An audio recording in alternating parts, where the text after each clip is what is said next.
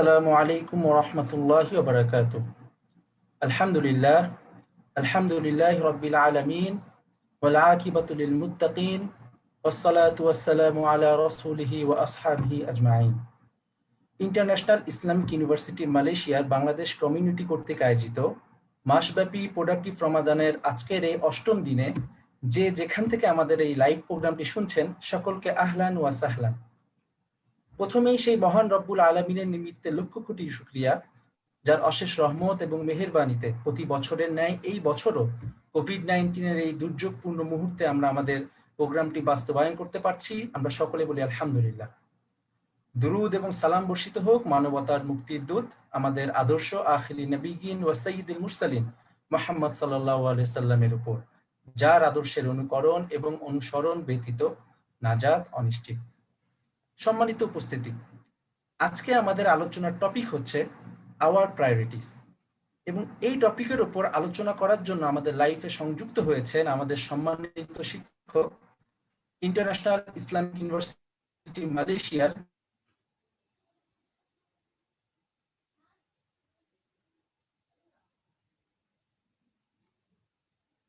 The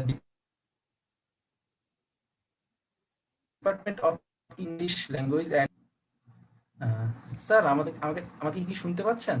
মাঝখানে একটু আপনি ফ্রোজেন ছিলেন কিছু সময়। এখন শুনতে পাচ্ছেন স্যার? এখন শোনা যাচ্ছে। জি, সম্মানিত উপস্থিতি, আমাদের আজকের আলোচনার টপিক হচ্ছে আওয়ার প্রায়োরিটিস, এবং এই টপিকের উপর আলোচনা করার জন্য আমাদের মাঝে উপস্থিত হয়েছেন আমাদের ইউনিভার্সিটির সম্মানিত associate professor doctor Mahmudul Hasan sir. তো সম্মানিত উপস্থিতি, আমি আমার কথা আর বেশি দীর্ঘায়িত করব না, আমি এখন সরাসরি আলোচনায় চলে যাব। তার আগে আপনাদের কাছে একটি বিনীত অনুরোধ, আমাদের ইসলাম প্রচারের সুবিধার্থে আজকের এই লাইভটি আপনারা সকলে শেয়ার করবেন, এবং আপনাদের যদি কোনো প্রশ্ন থাকে এই আলোচনা সম্পর্কে, তাহলে আমাদের কমেন্ট বক্সে প্রশ্নটি উল্লেখ করবেন। ইনশাআল্লাহ আলোচনা শেষে আমাদের সম্মানিত শিক্ষক সেই প্রশ্নের উত্তর দিবেন। তো সম্মানিত উপস্থিতি, এখন আমরা সরাসরি আলোচনায় চলে যাচ্ছি। আসসালামু আলাইকুম ওয়া রাহমাতুল্লাহ। আউযু বিল্লাহি মিনাশ শাইতানির রাজীম। বিসমিল্লাহির রহমানির রহিম।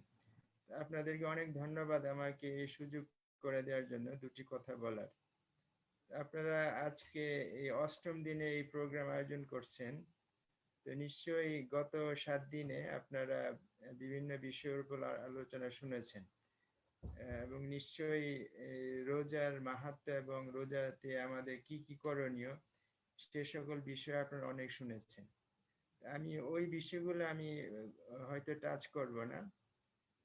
আমি যেটা চুজ করেছি আপনাদের জন্য, আপনাদের সাথে শেয়ার করার জন্য, সেটা হলো যে আওয়ার প্রায়োরিটিস, আমাদের প্রায়োরিটি কোন কাজটা আমাদের বেশি দরকার, কোন কাজটা আমাদের করা নিজের জীবনের সফলতার জন্য হোক, ইসলামের অগ্রগতির জন্য হোক, কোন কাজগুলি আমাদের বেশি করা দরকার, সেই বিষয়ে আমি আমার দৃষ্টিকোণ থেকে দুই একটি কথা বলবো। এবং আমার দৃষ্টিকোণের সাথে হয়তো সবার দৃষ্টিকোণ এক নাও হতে পারে, মিল নাও থাকতে পারে। তারপরে যেহেতু আজকে আমার আলোচনার জন্য আমি আমার দৃষ্টিকোণ থেকে আপনাদের সাথে কয়েকটি কথা শেয়ার করব। এবং I am fully aware that there could be differences of opinion on all these issues that we discuss generally. তো আমি একটা বই পড়ছিলাম, ওই বইয়ের লেখক হলো কেনিয়ার এক রাইটার। উনি বইয়ের এক পর্যায়ে বললেন যে আমরা যখন একটা রুমে বসি, কোন একটা লেকচার হলে বসি বা একটা অডিটোরিয়ামে বসি, তখন যে জায়গায় বসে আছে সেই জায়গা থেকে সে অডিটোরিয়ামটা দেখে। আবার আরেকজন আরেক জায়গায় বসে আছে, সে তার জায়গা থেকে অডিটোরিয়ামটা দেখবে। অডিটোরিয়ামে একটা প্রোগ্রাম করার পর যখন সবাই বেরিয়ে যাবে, তখন যদি আপনি এই উপস্থিত পার্টিসিপেন্টদেরকে জিজ্ঞেস করেন যে আপনারা এই অডিটোরিয়ামটা কেমন দেখে আসছেন, তো এক একজন এক এক বর্ণনা দিবে, এবং এই ডিফারেন্সেস অফ ডেসক্রিপশন হবে কে কোন জায়গায় বসা ছিল। কেউ যদি এক কোনায় বসা থাকে সে অডিটোরিয়ামটা একরকম দেখবে, কেউ যদি সামনে বসা থাকে সে অডিটোরিয়ামটা আরেক রকম দেখবে। অডিয়েন্স অডিটোরিয়ামটা একরকম দেখবে, আবার বক্তা সে আবার অন্যরকম দেখবে। এই জন্য ওই ওই লেখকের নাম হলো গুগিওয়া থিয়াঙ্গো। গুগিয়া থিয়াঙ্গো বলছেন যে আমরা আমাদের দৃষ্টিকোণ থেকে পৃথিবীকে দেখি, এই জন্য এক একজনের দেখাটা এক এক রকম হয়। আমি যে আজকে আমাদের প্রায়োরিটি সম্পর্কে কথা বলবো সেটা হলো আমার দৃষ্টিকোণ থেকে, আমি যে জায়গায় বসে আছি সেই জায়গা থেকে আমি মনে করতেছি যে এই প্রায়োরিটিটা আমাদের দরকার। আবার আপনি আরেক জায়গায় বসে আছেন, আপনার হয়তো কাছে হয়তো অন্য প্রায়োরিটি মোর ইম্পর্টেন্ট মনে হবে। তো I accept all these differences and I respect all these differences of opinion. তারপরও আজকে আমি আমার দৃষ্টিকোণ থেকে, আমি আমার জায়গা থেকে আমাদের প্রায়োরিটির কথা বলবো। আরেকটা কথা বলিনি, সেটা হলো যে আমি জীবনে সব রকমের কাজই করছি। সব রকম বলতে ধরেন মানুষ একজন ডিসেন্ট হিউম্যান বিং যে যে কাজ করতে হয় আমি সব কাজই করেছি। ছোট সময় আমি জমিতে কাজ করেছি, কৃষি জমিতে। সেখানে আমাদের জমি ছিল, তো জমিতে লোক শ্রমিকদেরকে কি বলে আমাদের দিনমজুর যাদেরকে বলা হয় ওনাদেরকে দৈনিক টাকা দিয়ে দৈনিক হারে ওনাদেরকে কাজে লাগানো হতো, ওনাদেরকে সহযোগিতা করতাম। আবার কখনো কখনো ওই জমি থেকে ধান, গম, সরিষা এগুলো মাথায় করে এগুলো বাড়িতে নিয়ে আসতাম। এনে আবার ওই গম যখন আমরা যে আটা আটা খাই সে আটা তো গম থেকে হয়, তো ওই গম বাড়িতে আনাই শেষ না, ওই গমটাকে আবার থ্রেশ মানে ওইটাকে লাঠি দিয়ে পিটিয়ে এই গমটাকে আবার এই এই গমের প্লান্ট থেকে আলাদা করতে হয়। ওই কাজটা খুবই কঠিন, এবং আমার এই হাত যে দেখেন, এই হাত ছোট সময় আমার হাত এত শক্ত ছিল যে আমি ব্লেড দিয়ে আমার এই হাতের এই বিভিন্ন জায়গা কাটতাম এবং কোনো ব্যথা পেতাম না, এবং দ্যাট ওয়াজ নর্মাল। এখন আমার হাতে যদি কেউ ধরেন আমার হাত তুলোর মতো নরম, কিন্তু ওই সময় আমার হাত অনেক শক্ত ছিল, কারণ আমি প্রচুর ওই কষ্টের কাজ করতে হয়েছে। But now I feel grateful that I had that experience. That was a big, I mean, kind of needed experience. It's not that I did something wrong or I did something unnecessarily difficult. তো আমি এরপরে ধরেন পড়াশোনার করার তো যা যা করার সবই করলাম। আবার ঢাকায় এসে ইউনিভার্সিটিতে পড়ার সময় সব সময় কাজ করতে হয়েছে। কাজ বলতে ওইটা হচ্ছিল টিউশনি, ওটা তো আর তখন তো আর জমিতে কাজ করার সুযোগ ছিল না। আবার যখন ব্রিটেনে গেলাম, ব্রিটেনে যেও পুরা স্টাডি লাইফে কাজ করতে হয়েছে। কাজ করেছি স্কুলে, মেইন স্ট্রিম ব্রিটিশ স্কুলে পড়িয়েছি ওই নিজের খরচ চালানোর জন্য, প্লাস টিউশন ফিস পুরাটা স্কলারশিপ ছিল না, তো বাকি টিউশন ফিস পে করে নিজের খরচ চালানো, আবার সম্ভব হলে দেশে টাকা পাঠানো নিজের ফ্যামিলির জন্য, মা বাবার জন্য, ভাই বোনদের জন্য, এই সব কাজ করেছি। তো আবার এক পর্যায়ে ব্রিটেনে রয়্যাল মেলে কাজ করেছে। রয়্যাল মেল হলো আমাদের পোস্ট মালয়েশিয়া যেরকম বাংলাদেশের ডাক বিভাগ, রয়্যাল মেলে কাজ করেছি। ওইটা ছিল চিঠি সর্টিং করা।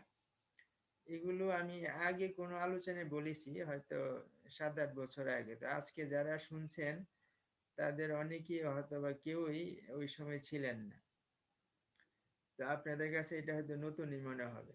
তো রয়্যাল মেলে চিঠি সর্টিং হলো এরকম যে আমার সামনে, আমি এখানে চেয়ারে বসে আছি, আমার সামনে 48 পিজিয়ন হোলস আছে। পিজিয়ন হোল মানে খোপ বা খোপ, আচ্ছা খোপই বললাম। তো ওইখানে চিঠি সর্টিং করা, একটা চিঠি যাবে গ্লাসগোতে, আর একটা যাবে এই কার্ডিফে, আর একটা যাবে লেস্টারে, আর একটা যাবে ডার্বিতে। তো যেটা যেখানে যাবে ওইটার বক্সে নাম লেখা, ডার্বিতে এক চিঠি যাবে, আরেক চিঠি যাবে গ্লাসগোতে, ওগুলি সর্টিং করছি। এরপরে পড়াশোনা শেষে ইউনিভার্সিটিতে চাকরি শুরু করলাম। তো চাকরিতে ধরেন আমাদের টিচিং করতে হয়, পরীক্ষার ইনভিজিলেশন করতে হয়, পরীক্ষার খাতা দেখতে হয়, আবার লিখতে হয়, গবেষণা করতে হয়।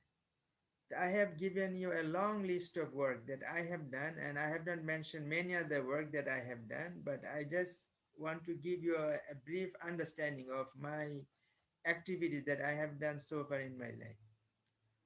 So among all these activities, the most difficult one is writing. রাইটিংটা হলো সবচেয়ে বেশি কঠিন কাজ, এবং এই বই খুলে পড়া এটা হলো একটা entertainment, a kind of enjoyment. You explore different branches of knowledge, you gather information, you collect information from various sources. All these are some kind of entertainment. এটা কিছুই না। কিন্তু পরে পরে যখন লেখা শুরু করি, একটা এসে তৈরি করি, একটা বই প্রিপেয়ার করি, among all the activities that I have done, this is the most difficult Herculean job.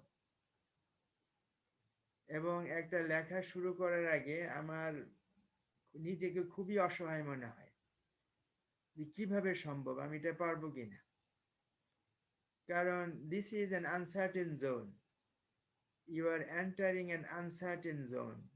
You do not know where it will take you, whether you will be able to complete this task, complete this project or not, or whether once you have written your paper, your article, your book, whether people will like it, or whether it will be useful or not, or whether people will laugh at it. So all these concerns are active in your mind, at the back of your mind. এই জন্য লেখাটা আমার কাছে সবচেয়ে কঠিন কাজ মনে হয়। এবং আমি যে লিখি, this is not because I enjoy it, this is not because I love it, this is because it is needed. তো আমি প্রায়োরিটির কথা বলতেছি। তো আমি আমার প্রায়োরিটি যেটা আমি মনে করি সেটা হলো যে গবেষণা এবং লেখা, এটা হলো আমাদের প্রায়োরিটি। এবং আজকে আমি ইউনিভার্সিটি স্টুডেন্টদের সামনে কথা বলতেছি, আমি কোনো রিক্সাওয়ালা বা হকারদের সামনে কথা বলতেছি না। আমি যদি বাস ড্রাইভার অথবা ব্যবসায়ীদের সামনে কথা বলতাম তাহলে আমি অন্য প্রায়োরিটির কথা বলতাম, কিন্তু আমি ইউনিভার্সিটি স্টুডেন্টদের সামনে কথা বলতেছি। এবং আপনাদের সামনে যদি লেখাপড়ার কথা বলি তাহলে I hope it will not be awkward and it will not sound weird. আমি এই জন্য বলছি যে অনেক সময় প্রফেসরদের সাথে যখন লেখাপড়ার কথা বলি তখন দে ফিল এম্বারেসড, মনে হয় যেন আমি একটা অদ্ভুত কথা বললাম। আপনারা তো গল্প শুনতে পছন্দ করেন, একটা গল্প বলি। এক সময় এক প্রফেসর আসলেন মালয়েশিয়াতে বেড়াইতে। উনি ঢাকা ইউনিভার্সিটির প্রফেসর, রিটায়ার করেছেন। আমি ওনাকে বললাম, স্যার আপনি তো রিটায়ার করলেন, এখন তো আপনার হাতে অনেক সময়, আপনি তো জীবনে অনেক কিছু দেখছেন, আপনার বয়স হয়েছে, এগুলো একটু লিখে দেন না, আমাদের উপকার হবে এবং আমাদের পরবর্তীতে যারা আসবে তাদের উপকার হবে। উনি আকাশ থেকে পড়লো, মনে হয় আমি একটা অদ্ভুত কথা বললাম। আমি একজন প্রফেসরকে যদি লিখতে বলতে না পারি তাহলে আমি কাকে বলবো? আমি কি কেরানিকে লিখতে বলবো, অথবা আমি কি একজন ব্যাংকারকে লিখতে বলবো? এই জন্য আমাদের সাথে, যদিও আমরা ইউনিভার্সিটিতে বসে আছি, যদিও আমরা ইউনিভার্সিটি চেয়ারে বসে আছি অথবা ইউনিভার্সিটি ক্লাসে যাই, কিন্তু সত্যিকারের লেখাপড়ার সাথে আমাদের সম্পর্কটা এত দূরে চলে গেছে যে আমাদেরকে লেখাপড়ার কথা বললে আমাদের কাছে অদ্ভুত অদ্ভুত মনে হয়, মনে হয় যেন একটা অবাক কথা বলা হইল। এই জন্য আমি আপনাদের কাছে যেই প্রায়োরিটির কথা বলবো, সেটা হলো scholarship, research, scholarship, writing. This is our priority and this is most needed. I repeat, I write, I research, I publish not because I enjoy it, not because I want to make a name for myself. This is because it is needed. কেমন needed আপনাদেরকে বলি। আমার 2 মেয়ে, 1 ছেলে। মেয়ে একজন 10 বছর, একজন 8 বছর, ছেলে 1 বছর। তো 2 মেয়ে পড়ার বয়স হয়েছে।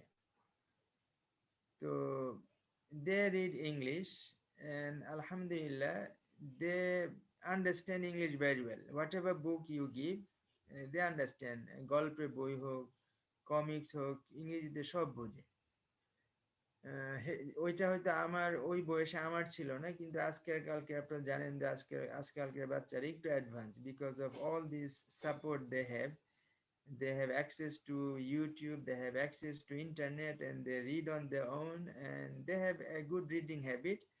But the problem is whether we control them well, whether we discipline them well, whether we guide them well. This is another question.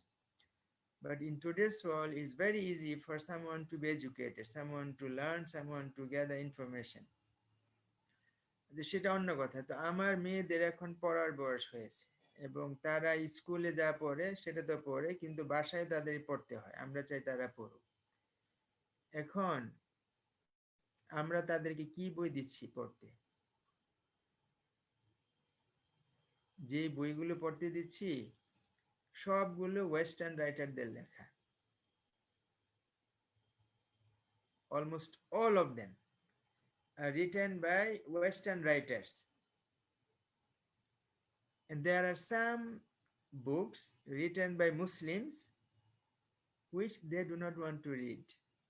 Not because they hate Muslims or Islam, but the quality, the writing style, the language is not comparable to the books they read and the books that are written by Western writers.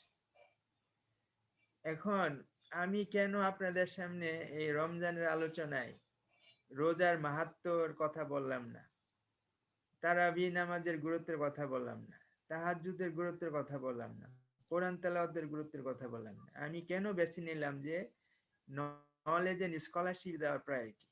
আপনি বলেন, আপনারা আমাকে বলেন, আমরা যদি সবাই প্রতিদিন তাহাজ্জুদ নামাজ পড়ি, কেউ আমরা তাহাজ্জুদ নামাজ মিস না করি, আর যদি নলেজ এন্ড স্কলারশিপে আমাদের বিচরণ না থাকে, তাহলে কি আমার মেয়েরা কোনোদিন এই ইসলামিক লেখকের ভালো বই পাবে?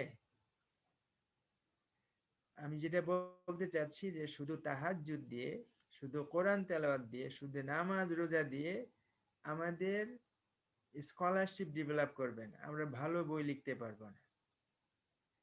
আর ভালো বই লিখতে না পারার কারণে আমার মেয়েরা ওয়েস্টার্ন ভ্যালুস পাচ্ছে থ্রু বুকস, আপনার ছোট ভাই বোনেরা ওয়েস্টার্ন ভ্যালুস পাচ্ছে through books, through comics, through YouTube channels, through cartoons.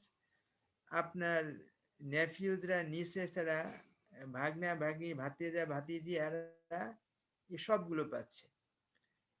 এই জন্য আমি যে প্রায়োরিটির কথা বলছি, সেই প্রায়োরিটি যদি আমরা ফোকাস না হই, if we are not focused on that priority, this situation will not change.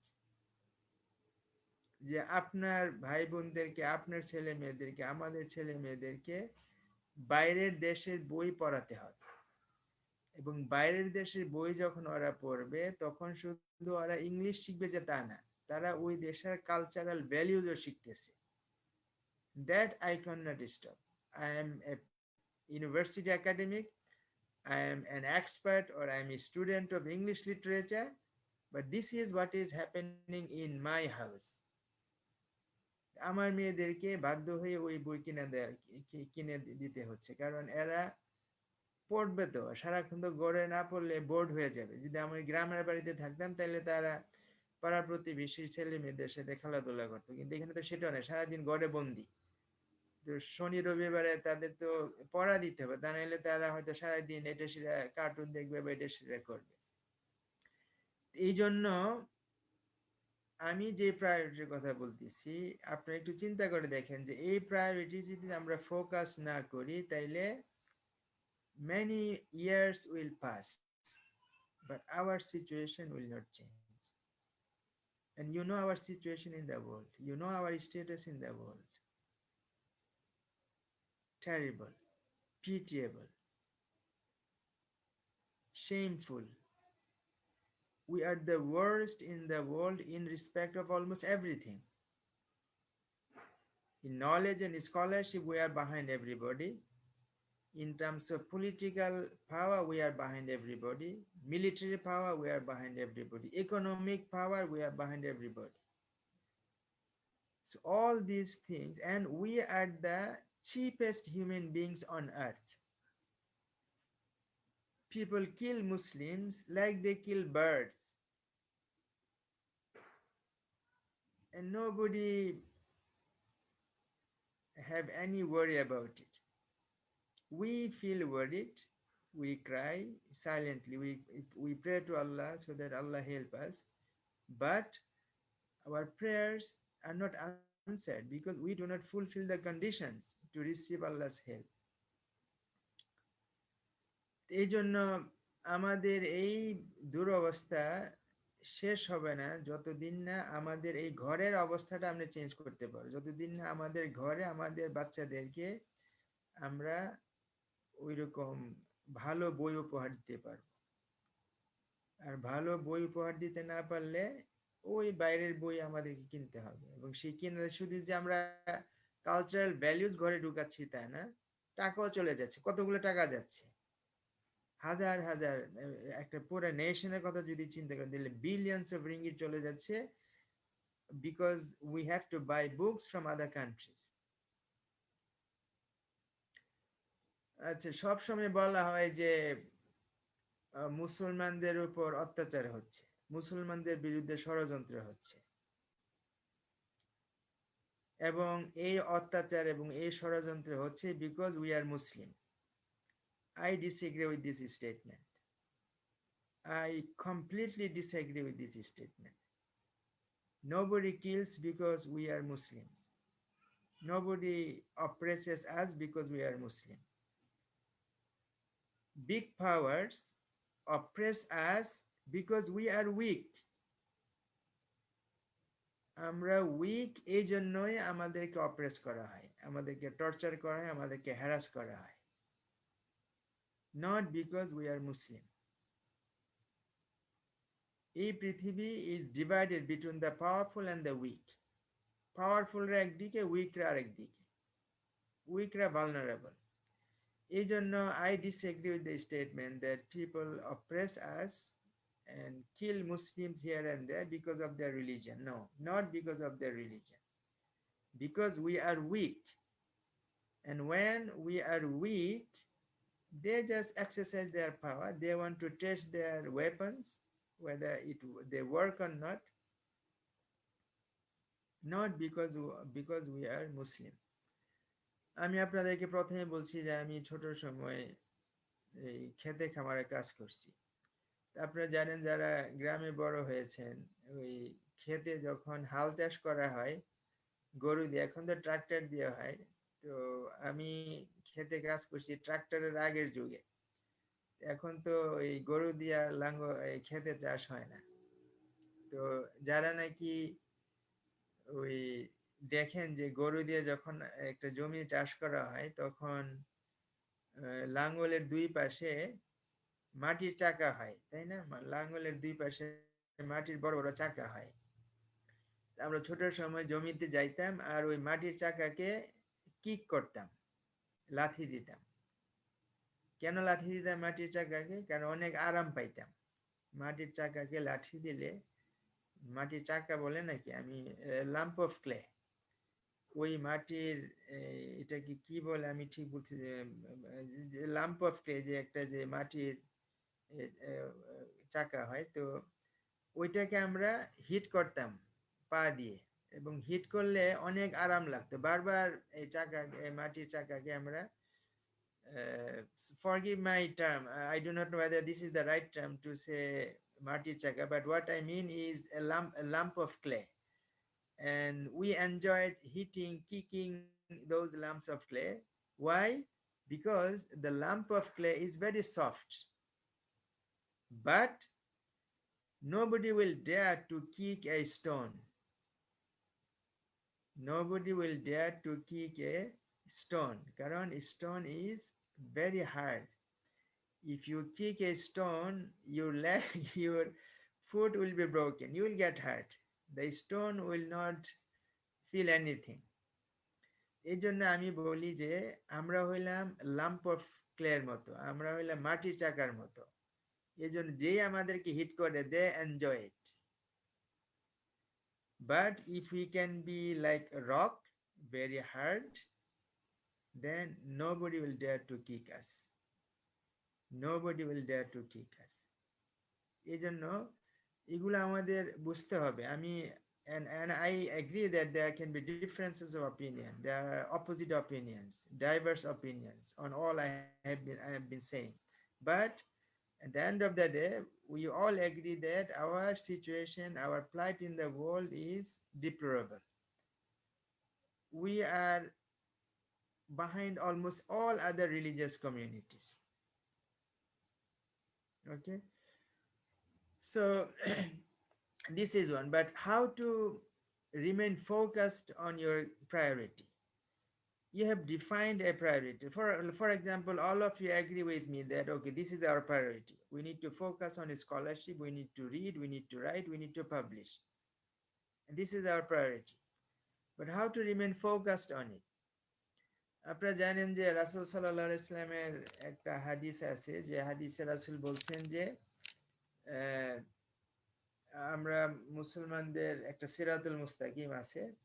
সিরাতুল মুস্তাকিমের দুই পাশে নানান রকম ডিটোরস আছে। ডিটোর মানে ফাঁড়ি রাস্তা আছে। একটা হলো সিরাতুল মুস্তাকিম, অনেক লম্বা সোজা রাস্তা। আবার সিরাতুল মুস্তাকিমের দুই পাশে নানান রকম ফাঁড়ি রাস্তা আছে, এটাকে ইংরেজিতে ডিটোর বলে, ডিটোরস আছে। এখন রাসূল সাল্লাল্লাহু আলাইহি ওয়াসাল্লাম আমাদেরকে বলছেন যে আমাদেরকে ফোকাস থাকতে হবে, যেন আমরা সিরাতুল মুস্তাকিমে থাকি, আমরা যেন ডিটোরে বের হয়ে না যাই, আমরা যেন ফাঁড়ি রাস্তায় চলে না যাই। এই জন্য আমাদের জীবনে অনেক রকম ফাঁড়ি রাস্তা আছে। আপনি একটা ফোকাস হয়েছেন যে this is my way, I will walk on this way, but there are always distractions, always temptations. ওই ফাঁড়ি রাস্তার দিকে আপনার মধু দেখাবে যে এই রাস্তায় আছে, সে রাস্তায় সে আছে। এই জন্য হাউ টু রিমেন ফোকাসড। আমি আমার নিজের জীবনের একটা গল্প বলি। আমি যখন ঢাকা ইউনিভার্সিটি থেকে অনার্স শেষ করলাম, পরে মাস্টার্স শেষ করলাম, মাস্টার্স পরীক্ষা দিলাম। মাস্টার্স পরীক্ষা দিয়ে জীবনে একটা বিষণ্ণতা তৈরি হয় সবারই, এবং আপনাদেরও হতে পারে এটা। আগে কখনোই এই বিষণ্ণতা অনুভব হয় নাই, কারণ আগে আপনি বাসে চললেন, ট্রেনে চললেন, পাশের প্যাসেঞ্জার আপনাকে জিজ্ঞেস করলো, ভাই আপনি কি করেন? হ্যাঁ, আমি তো ঢাকা ইউনিভার্সিটিতে পড়ি। You have an identity. অথবা আমি ইন্টারন্যাশনাল ইসলামিক ইউনিভার্সিটিতে পড়ি। You have an identity, and this is an honorable identity. But once you have completed your master's exam, you become officially unemployed, officially বেকার। কেউ আপনাকে জিজ্ঞেস করলে যে আপনি কি কি করেন, আমি চাকরি খুঁজতেছি, তার মানে আপনি চাকরি পান না। And those few months or few years are very painful, and I had that. So when I completed my master's, I was an unemployed man, and I felt distraught. I felt embarrassed, I felt sad, I felt depressed, because unless and until you get a job, you are unemployed. And বেকার শব্দটা বাংলাদেশে খুব ভালো নেয় না কেউ। বেকার মানে হলো you are useless. দোষটা যে সমাজের, দোষটা যে দেশের, দোষটা যে দেশ যারা চালায় তাদের, এই কথা কেউ বলবে না। সবাই বলবে যে আপনিই বেকার। এখন এই বেকারত্বকে দূর করা কিভাবে?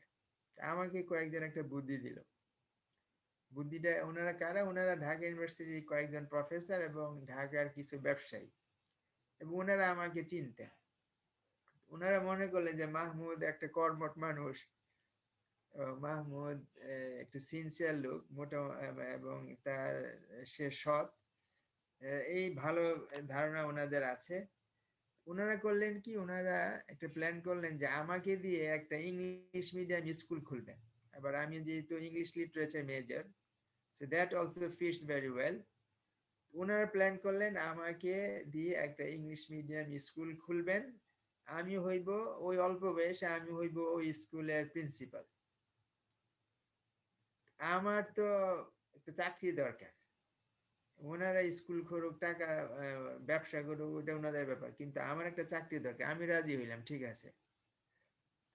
কিন্তু ওই প্রজেক্ট ম্যাটেরিয়ালাইজ হয় নাই। আমি এমনকি ওই ধানমন্ডি এবং রাঙ্গামাটি কিনা, ধানমন্ডির পাশে কি রাঙ্গামাটিতে না, ধানমন্ডির পাশে মোহাম্মদপুরের মাঝখানে লালমাটিয়া। হ্যাঁ কি বলে, লালমাটিয়া। লালমাটিয়া, হ্যাঁ লালমাটিয়া। দেখছেন অনেক দেশে অনেক দিন বিদেশে থাকার হইল ফল। তো মোহাম্মদপুর আর লালমাটিয়াতে অনেকদিন আমি বাসাও খুঁজতে বেরিয়েছি যে এরকম একটা স্কুল খোলার মতো একটা বিল্ডিং কেউ ভাড়া দিবে কিনা, কিন্তু আল্লাহর রহমতে সেই প্রজেক্ট ম্যাটেরিয়ালাইজড হয় নাই। এখন আপনারা আমাকে বলেন যে যদি সেই প্রজেক্ট ম্যাটেরিয়ালাইজড হইতো আর আমি যদি ওই স্কুলের প্রিন্সিপাল হইতাম, তাহলে that would be the end of my career, I would remain there, I could have a good life. এখন যেমন এরকম সারাক্ষণ ব্যস্ত থাকতে হয়, সারাক্ষণ একটা স্ট্রেস কাজ করে, একটা প্রজেক্ট থাকে, লিখবো, গবেষণা করব, ওই স্ট্রেস হয়তো থাকতো না, কিন্তু অন্যরকম স্ট্রেস থাকতো। এই জন্য আমাদের জীবনে এরকম নানান রকম টেম্পটেশন আসবে, নানান রকম প্রলোভন আসবে, এবং সেগুলি অনেক সময় নিজে ইয়ে করতে হবে, অ্যাভয়েড করতে হবে, আর না হয় আল্লাহ তাআলা সাহায্য চাইতে হবে। আমার ক্ষেত্রে আমি অ্যাভয়েড করি না, আল্লাহ তাআলাই এটা আমাকে দিয়ে করার নাই। হয়তো আল্লাহ তাআলার অনেক বড় প্ল্যান আছে ইনশাআল্লাহ। আবার একবার মাস্টার্স পরীক্ষা দিয়ে ব্যাংকের চাকরির জন্য পরীক্ষা দিতে গেলাম, সে চাকরি আমার হইল না।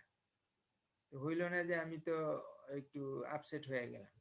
কিন্তু দেখেন ওই চাকরি যদি হইতো তাহলে আমার অবস্থাটা কি হইতো, আমি তো হয়তো এখন যে কন্ট্রিবিউট করতেছি আল্লাহর রহমতে, সে এটা হয়তো করা হইতো। এই জন্য ফোকাস থাকাটা একটা জরুরি দরকার। আপনার জীবনে এরকম টেম্পটেশন আসবে, সিরাতুল মুস্তাকিমের দুই পাশে আপনার ডিটোর্স থাকবে, ফাঁড়ি রাস্তা থাকবে, সেই ফাঁড়ি রাস্তা থেকে নিজেকে বাঁচায় রাখতে হবে।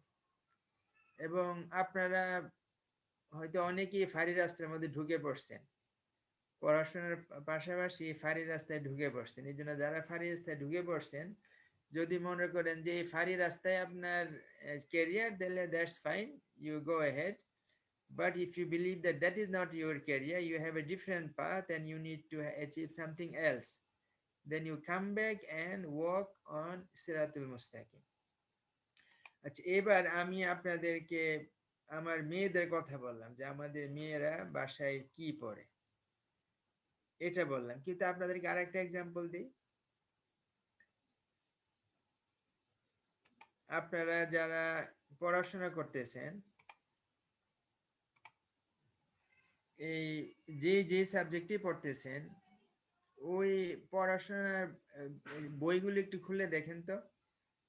এমনকি ইসলামিক স্টাডিজও যারা পড়তেছেন, তারাও একটু খুলে দেখেন ইসলামিক স্টাডিজ বইগুলো, যে আপনার সাবজেক্ট বইগুলো কে লিখছে। কেউ ফাইন্যান্স পড়তেছেন, নাজিমউদ্দিন ফাইন্যান্স বা ইকোনমিক্স পড়তেছেন, উনি চার্টার্ড অ্যাকাউন্টেন্ট। আপনার সাবজেক্ট বইগুলো একটু খুলে দেখেন তো, ওই বইগুলো কে লিখছে, এর মধ্যে কয়জন মুসলিম লেখক আর কয়জন অমুসলিম লেখক, আর মুসলিম লেখক যারা আছেন তাদের বইয়ের কোয়ালিটি কি, আর অমুসলিম লেখক যারা আছেন তাদের বইয়ের কোয়ালিটি কি। এবং এই সাবজেক্টগুলো যেগুলো আমরা পড়তেছি, এগুলি মুসলিম কান্ট্রিতে কত বছর যাবত পড়ানো হচ্ছে। English literature in Malaysia was introduced in the 1940s. So roughly 8 years now, English literature has been taught in Malaysia. In Bangladesh and in India, English literature has been taught since 1830s, nearly 200 years. এই 200 বছর যাবত আমরা English literature বাংলাদেশে পড়তেছি। English literature উপর কি আমরা কোনো বই প্রডিউস করতে পেরেছি এখনো? বাংলাদেশে বা মালয়েশিয়াতে যারা মুসলমানরা ইংলিশ লিটারেচার পড়েন বা পড়ান, কেন 200 বছরে কি আমরা এই সাবজেক্ট আত্মস্থ করতে পারি নাই? এখনো কেন বইগুলো আমাদেরকে বিদেশ থেকে আনতে হয়? যে লিটারি ক্রিটিসিজম যেগুলো আমরা লিখি সেগুলোর কোয়ালিটি পুয়ার, যেগুলো বাইরের ওয়েস্টার্ন রাইটাররা লেখে সেগুলো কোয়ালিটি রিচ। কেন? এটা কি আমরা আমাদের রাজনীতিবিদদের দোষ দিব? এটা তো রাজনীতিবিদদের দোষ না, এটা আমাদের দোষ। আমাদের শিক্ষিত লোকদের অবস্থাটা কি দেখেন। শিক্ষিত লোকরা করে কি, কেউ স্কলারশিপ পায়, কেউ পায় না। যারা স্কলারশিপ পায় সরকারি, তারা ওয়েস্টে যায় পড়াশোনা করতে। পড়াশোনা করে এসে দেশে ফিরলে ওনাদেরকে চাকরি দিতে হবে, কারণ ওনারা ওয়েস্টার্ন ডিগ্রি নিয়ে আসছেন। ওনাদেরকে দেশে চাকরি দেওয়া হলো। দেশে চাকরি দেওয়ার পর ওনারা কি করলেন? ওনারা সেই কি বলে life of comfort, life of লাক্সারিতে মেতে গেলেন।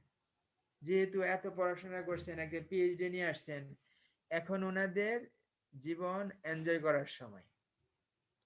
কিন্তু ওয়েস্টার্ন স্কলারদের ফিলসফি কি তাই? আমি নিজে ওয়েস্টার্ন স্কলার দেখছি, ওয়েস্টার্ন প্রফেসর দেখছি জার্মানিতে, ব্রিটেনে। ওনাদের কাপড় হয়তো কয়েক মাসে একবার ধুইতে পারে না, এবং অনেক প্রফেসর দেখছি তার ওভারকোটে, জ্যাকেটের ওখানে পাখির লেদা। এটা আমি বলি না যে আমাদের ওভারকোট এরকম অপরিচ্ছন্ন হইতে হবে। আমি যেটা বলতে যাচ্ছি সেটা হলো যে ওই সকল একাডেমিকরা, ওনারা লাইব্রেরিতে যায় বই জমা দিতে, আবার আরেক বান্ডিল বই লাইব্রেরি থেকে নিয়ে আসে। সেই পরিশ্রম করে করে করে করে ওনারা একটা বই লিখে, সেই বইটা পুরো পৃথিবীতে চলে যায়। Not only because it was produced in Britain or Germany, but because it has quality. The book is well written. আর আমাদের বই যেগুলো লিখি, এগুলি কি ওয়েল রিটেন? এগুলো তো আমরা নিজেরাই পড়ি না, আরেকজন পড়বে কি? একজন বাংলাদেশ থেকে আমার জন্য বই পাঠায়, উনি বই লিখেন, আমার জন্য বই পাঠায়। আমি কোনোদিন বলি না যে আপনার বই আমাকে পাঠান, কিন্তু উনি পাঠান। তো একবার একটা বই পাঠাইলেন, আমি বইয়ের একটা পৃষ্ঠা পড়লাম, কয়েকটা ভুল পাইলাম, এবং এমন ভুল যে এম্বারেসিং ভুল। আমি তো, উনি আমার অনেক সিনিয়র লোক, ওনাকে তো বলতে পারি না যে আপনার বই ভুল। আমি বললাম যে, খুব বিনীতভাবে বললাম যে, ভাই আপনি সামনে যখন কোনো বই ছাপাবেন বা পাবলিশ করবেন, তখন আপনি যাদেরকে বিশ্বস্ত মনে করেন এমন দু একজনকে দিয়ে আপনি বই ম্যানুস্ক্রিপ্ট একটু পড়ায় নিন। ম্যানুস্ক্রিপ্টটা পড়ায় নিন, যদি কোনো ভুল টুল থাকে তাহলে ওনারা হয়তো আপনাকে সাহায্য করবে। উনি বলে, আরে তুমি মালয়েশিয়ায় বসে এই কথা বল, বাংলাদেশে এটা সম্ভব না। আমি অবাক হয়ে গেলাম, বাংলাদেশে বসে এটা সম্ভব হবে না কেন? আমি একটা বই লিখবো, বইটা আমি আমার এক বন্ধুকে দিব যে ভাই একটু দেখে দাও কোনো ভুল আছে কিনা। এটা বাংলাদেশে সম্ভব না কেন? এটার সাথে টাকা পয়সার কোনো সম্পর্ক নেই, এটার সাথে তো কোনো লাক্সারি কোনো সম্পর্ক নেই। বাংলাদেশে এই যারা নাকি, যাদেরকে আমরা ইসলামপন্থী মনে করি না, এরা কি নির্ভুল বই পাবলিশ করতেছে না? ওই ভুল টুল আছে সব ওই ইসলামিক লোকদের মধ্যে। ভুল ভুল লেখা, ভুল ছাপানো হয় সব ইসলামিক লোকদের মধ্যে। ওই যারা নাকি সো কল্ড সেকুলার, তাদের মধ্যে আবার কিছুটা কোয়ালিটি আছে। এই জন্য আমরা তো মনে করতেছি যে আমরা এই 5 ওয়াক্ত নামাজ পড়ি, আমরা হজ করি, আমরা রোজা রাখি, আমরা তাহাজ্জুদ পড়ি, এতে করে আমাদের ইসলামের অগ্রগতি হয়ে যাবে। ফেরেশতারা আয়েশা সব করে দিয়ে যাবে। এটা কোনো রাসূলের জামানায় হয় নাই, কোনো রাসূলের ক্ষেত্রে হয় নাই, সুতরাং আমাদের ক্ষেত্রেও এটা হবে না। এই জন্য আপনাদের কাছে আমি যে প্রায়োরিটির কথা বললাম, সে প্রায়োরিটি হলো এই, আপনাদের টেবিল আপনাদের প্রায়োরিটি। যে লেখাটা লিখবেন সেই লেখাটা যেন দ্য বেস্ট পসিবল ড্রাফট হয়, দ্যাট ইজ ইউর প্রায়োরিটি। আপনি একটা লেখা লিখে মনে করলেন না যে this is the end of the job or my job is done. Rather আপনি এটাকে পলিশ করবেন, যত সম্ভব এটাকে নির্ভুল করার চেষ্টা করবেন, এবং এই করে করে আপনার লেখাটা পুরো পৃথিবীতে চলে যাবে যদি কোয়ালিটি থাকে। আর কোয়ালিটি না থাকলে আপনার নিজের রুম থেকে এটা বের কোথাও যাবে না। তো এই হলো আমার প্রায়োরিটির কথা বললাম। তো আর কিছু আছে কিনা একটু দেখি।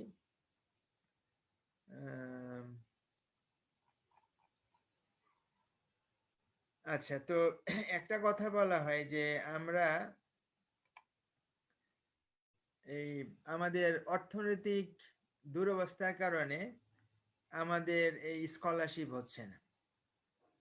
বলে যে রিসার্চ গ্রান্ট লাগে, বলে যে এই এই ল্যাব এটা সেটা এটা লাগে সেটা লাগে, কিন্তু এগুলো হয়তো ঠিক, কিন্তু কোনো কোনো সাবজেক্ট আছে যে সাবজেক্টগুলোতে রিসার্চ গ্রান্ট লাগে না। কোনো কোনো সাবজেক্ট আছে যে সাবজেক্টগুলোতে এরকম ল্যাব লাগে না। যেমন আমার সাবজেক্ট ধরেন ইংলিশ লিটারেচার, অথবা not only English literature, humanities and social sciences এর সব সাবজেক্টগুলোই অনেকটা এরকম। What is required is your sincerity, your hard work. If you put hard work and if you have sincerity, you can produce wonderful materials, even if there is no budget, even if there is no research grant. আমি আল্লামা ইকবালের একটা কথা, সে কথা বলে ইকবালের reference দিয়ে আমি আপনাদের থেকে বিদায় নিব। আল্লামা ইকবাল বলছেন যে wealth has played no part to bring my worth to light. আল্লামা ইকবাল বলছেন যে আমাদের গৌরব, আগেকার মুসলমানদের যে গৌরব ঐতিহ্য হয়েছিল, এটা হয়েছিল নট বিকজ অফ ওয়েলথের কারণে হয়নি, যেটা সেটা হয়েছে সিনসিয়ারিটির কারণে। আমাদের মধ্যে যদি সিনসিয়ারিটি থাকে তাইলে আমাদের স্কলারশিপ অনেক সামনে চলে যাবে এবং অন্যান্য মানুষ আমাদের মেটেরিয়াল পড়বে। আর যদি আমাদের স্কলারশিপ যদি সাউন্ড হয়, অফ গুড কোয়ালিটি হয়, তাহলে এটা পুরো পৃথিবী বেনিফিটেড হবে, not only Muslims, because people of other religions do not have the right understanding of Islam and Islamic culture. And if we can produce good material and tell them what Islam is and what Islam stands for, then that will benefit them.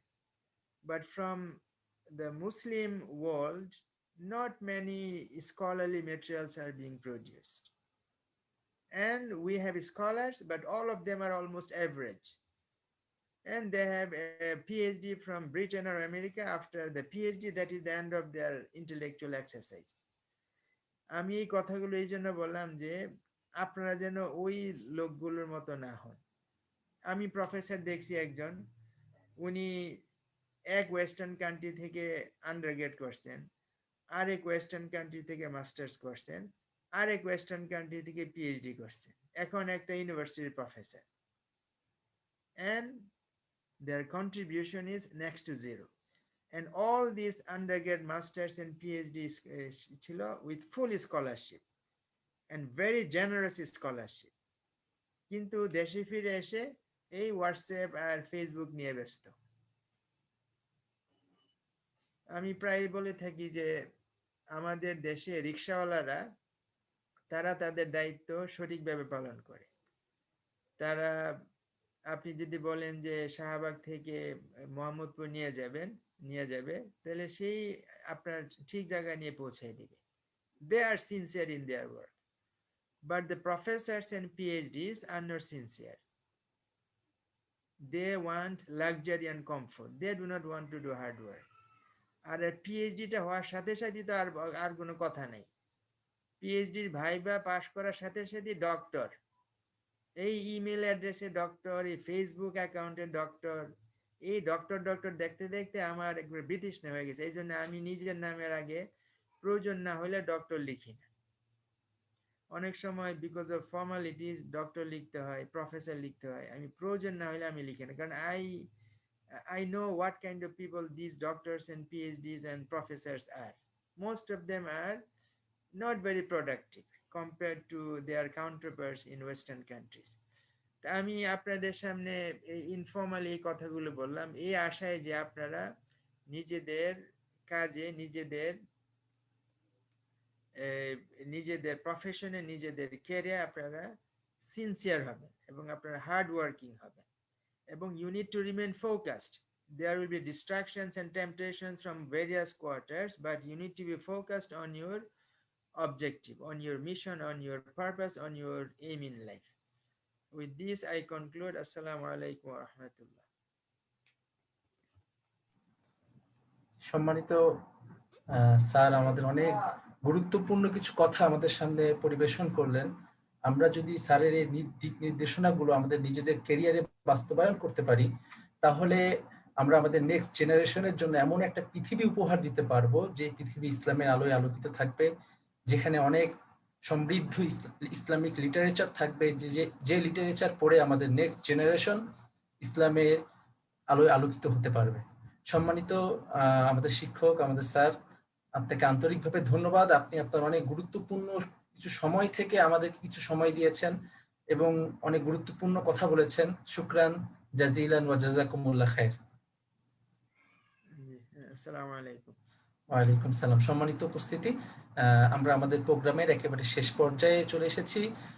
আপনাদেরকে আমাদের পরবর্তী অনুষ্ঠান ঠিক আগামীকালকে একই সময় শুরু হবে, সেই প্রোগ্রামের উপস্থিত হওয়ার আমন্ত্রণ জানিয়ে এবং সকলের সুস্থতা কামনা করে আজকের প্রোগ্রাম আমি এখানে শেষ করছি। ধন্যবাদ। আসসালামু আলাইকুম ওয়া রাহমাতুল্লাহ।